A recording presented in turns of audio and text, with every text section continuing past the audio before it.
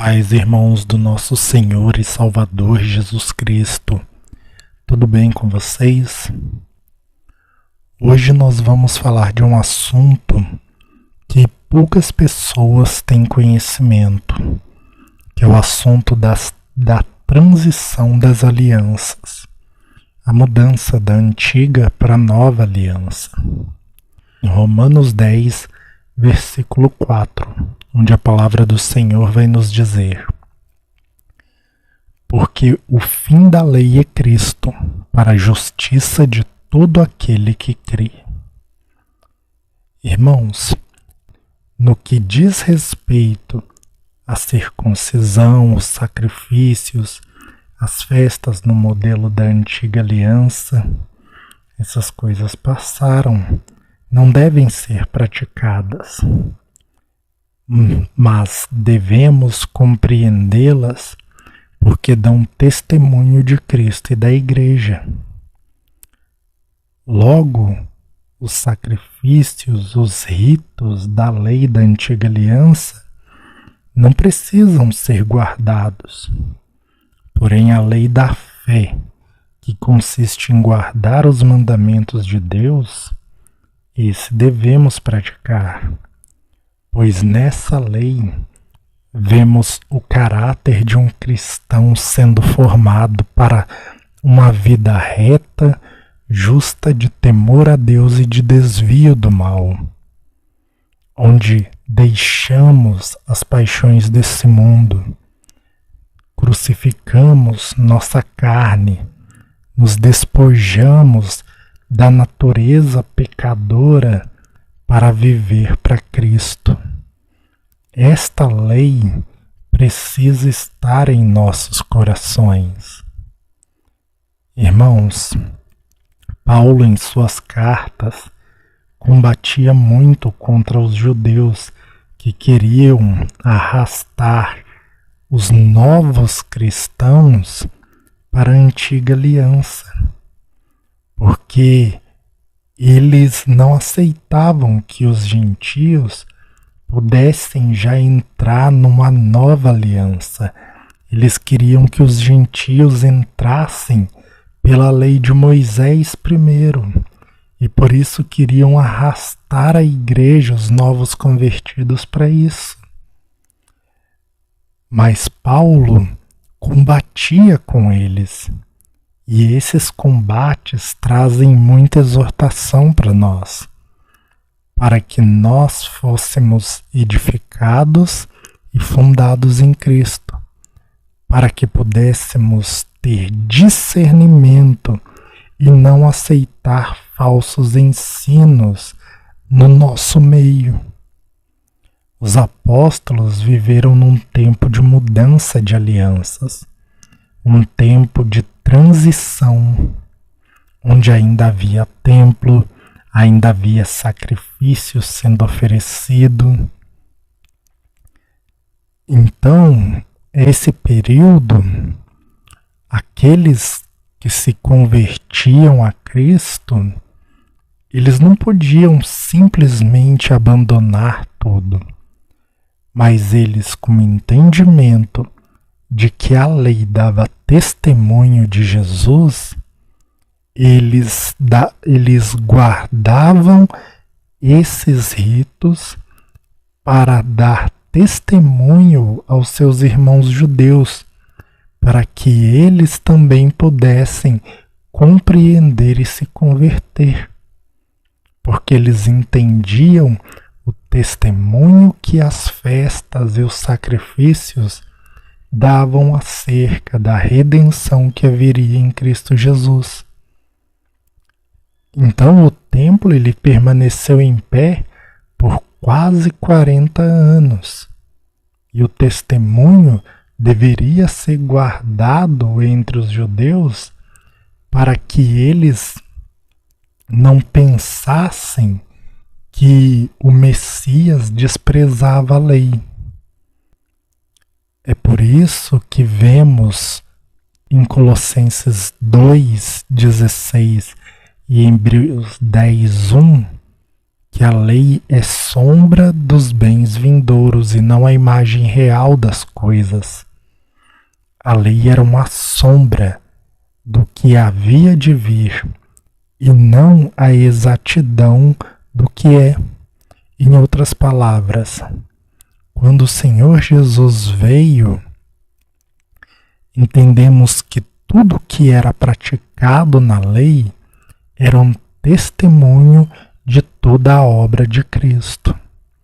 E os apóstolos compreenderam isso. E para mostrar a realidade da lei, eles não anularam ela, mas eles mesmos davam testemunho. Tanto é que em Atos 16, do 1 ao 3, Paulo ele circuncida Timóteo para não escandalizar os judeus, visto que Timóteo era judeu.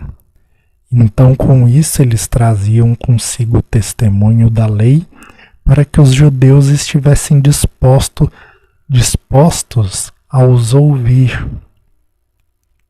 E nós vamos ver também no livro de Atos, várias vezes que o apóstolo Paulo vai dizer que ele se esforçaria para estar em Jerusalém nas festas, como a lei determinava.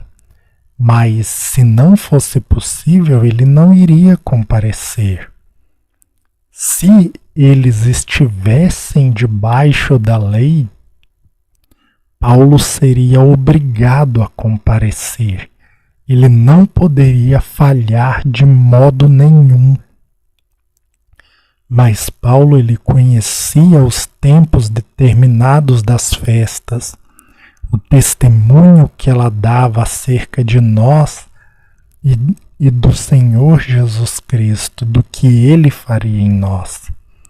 Na sua primeira carta aos Coríntios, ele nos explica os tempos determinados das festas e como elas se cumprem em Cristo e em nós.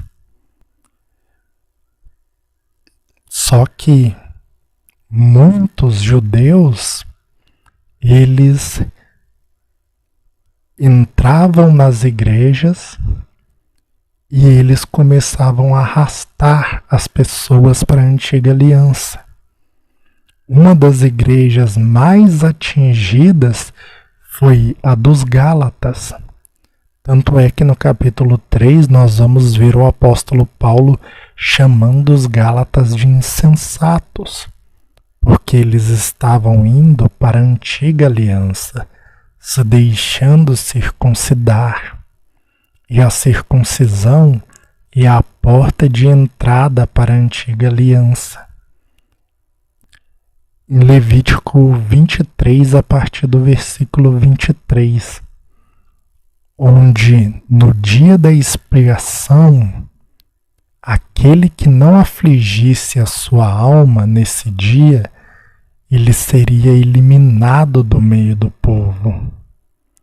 Se essa pessoa se deixa circuncidar, ela não pode falhar no cumprimento da lei. Ela tem que cumprir as festas. Ela tem que cumprir as coisas da antiga aliança. E essa fala de que será eliminado do meio do povo era justamente para que o povo temesse, compreendesse a seriedade da lei. Por isso nós precisamos buscar sabedoria de Deus para entender melhor as falas de Paulo. Pois ele diz, como está escrito, e o que fizer estas coisas por elas viverá. Então quem se deixa circuncidar tem que viver pela lei, e por ela será justificado. Por que eu digo isso? Porque está escrito, aquele que fizer estas coisas por elas viverá. Esse por elas viverá quer dizer que por elas terá vida.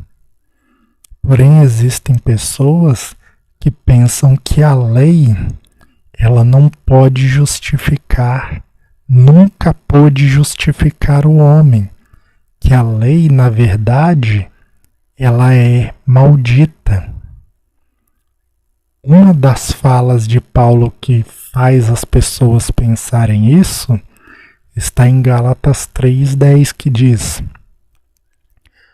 todos quantos, pois, são das obras da lei, estão debaixo de maldição, porque está escrito: maldito todo aquele que não permanece em todas as coisas escritas no livro da lei para praticá-las.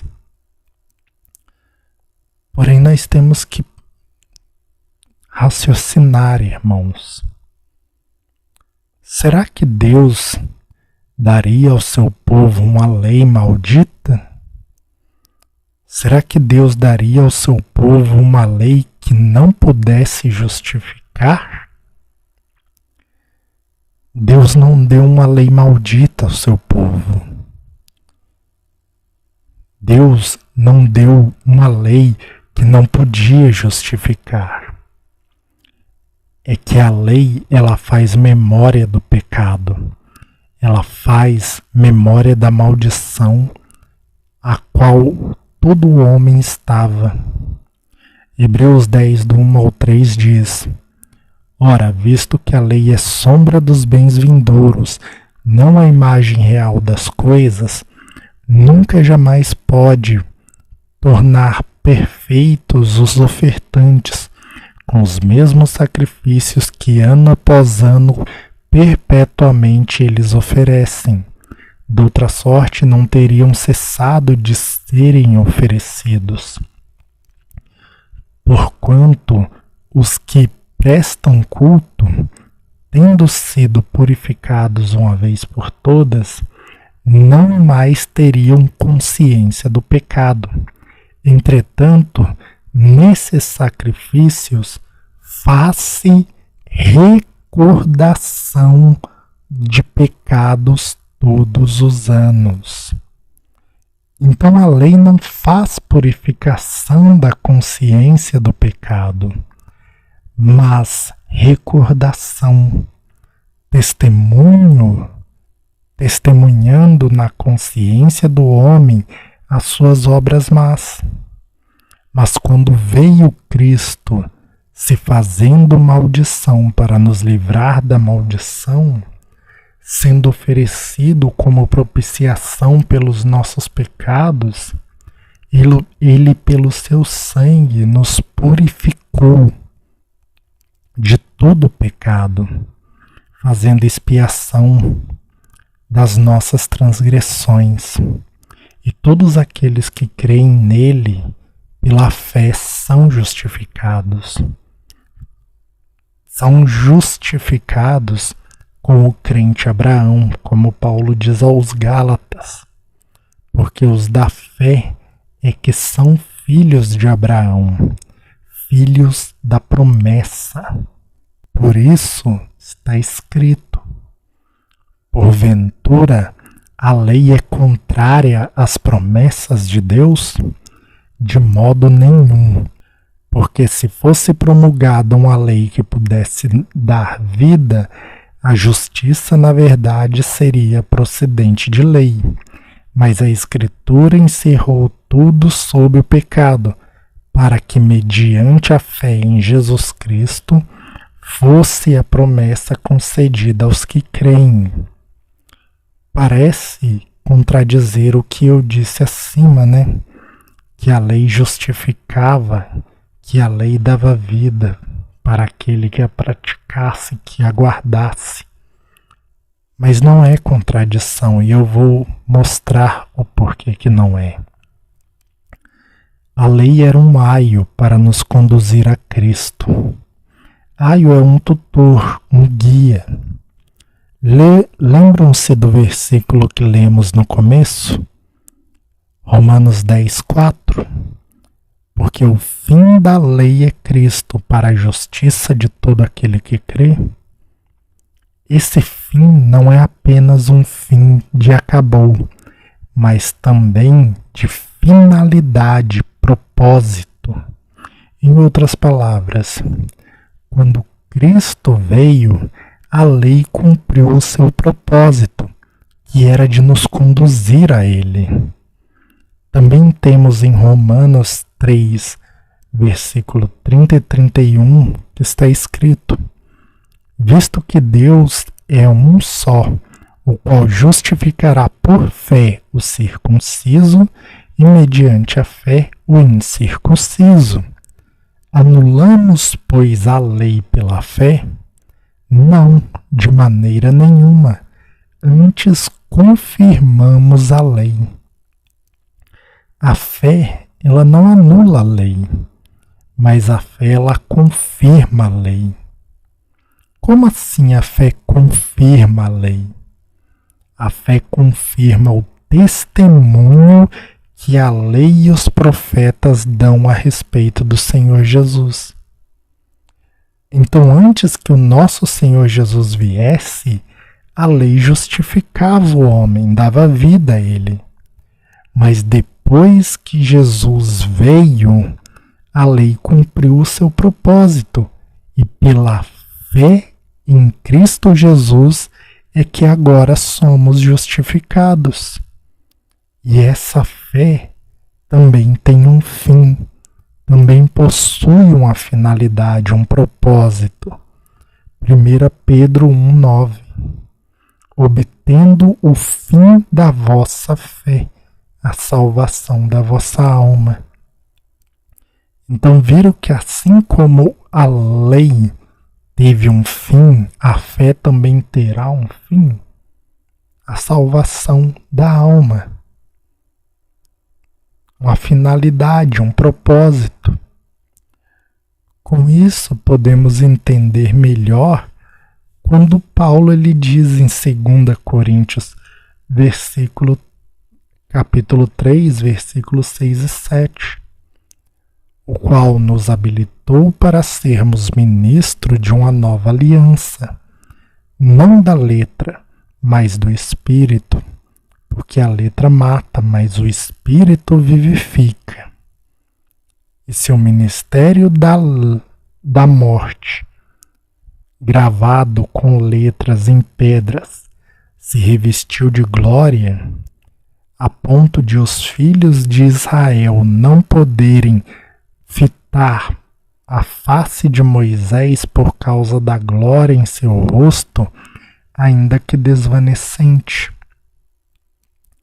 A letra sem o Espírito mata, mas a letra com o Espírito dá vida. Porque o Espírito é que grava a lei de Deus em nossos corações para uma vida de santidade, numa aliança fiel com Deus. Por isso, nós devemos atentar para as palavras escritas por Paulo, quando ele diz: em Cristo vocês foram circuncidados, mas não com uma circuncisão feita por mãos humanas. Vocês foram circuncidados quando foram libertos da natureza pecadora de vocês. E esta é a circuncisão de Cristo. A circuncisão de Cristo não é uma circuncisão feita na carne, mas no coração, no despojamento da carne, libertando a pessoa da natureza pecadora dela. Gálatas 5,6 diz: porque em Cristo Jesus nem a circuncisão nem a incircuncisão tem valor algum, mas a fé que atua pelo amor. Gálatas 6,15: pois nem a circuncisão é coisa alguma, nem a incircuncisão, mas o ser uma nova criatura.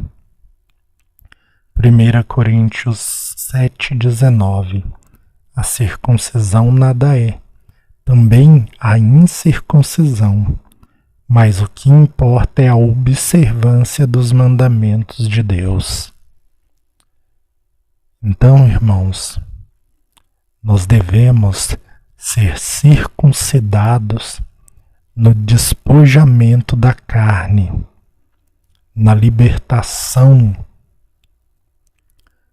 da natureza pecadora do homem, vivendo uma fé que atua pelo amor, nos tornando uma nova criatura que guarda os mandamentos de Deus, porque são essas coisas que importam.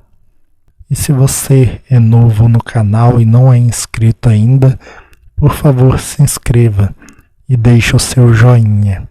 Que Deus abençoe a todos e fiquem todos na paz do Senhor Jesus Cristo.